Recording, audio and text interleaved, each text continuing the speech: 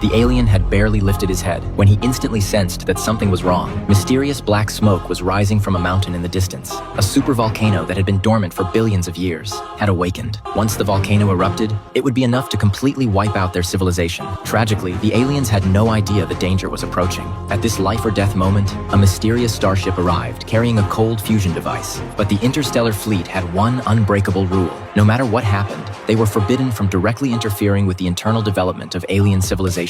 So the ship first hid deep beneath the ocean. Captain Mac deliberately dressed in local clothing. He wanted to guide these aliens, who were completely unaware of the coming disaster, to a safe place. But the natives mistook them for thieves who had stolen a sacred relic. They chased them relentlessly. After being cornered at a sea cliff, Mac and Alan jumped off in desperation. They then swam back to the Enterprise, hidden beneath the sea.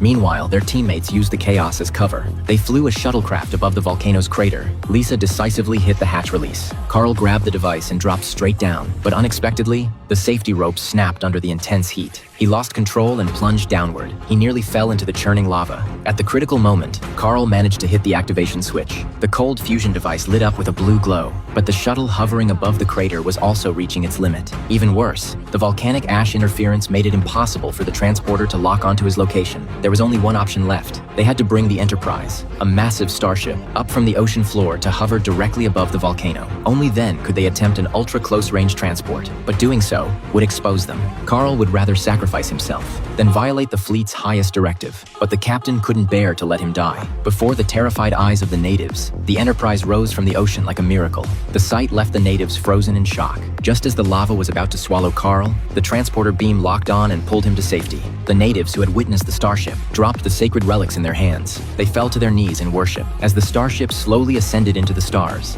After returning to Earth, Mac deliberately left that part out of his report, but nothing escaped the notice of the cautious Vulcan officials. Right after a civilization that's barely invented the wheel happened to see a starship rising out of their ocean. The Admiral was deeply disappointed in Mac. In the end, Mac was stripped of command for violating multiple core regulations. Carl was reassigned as well. Meanwhile, a Federation science officer was struggling with his daughter's terminal illness. Then, a mysterious stranger suddenly appeared. Using his own serum, he cured the child, but the science officer paid a heavy price for it.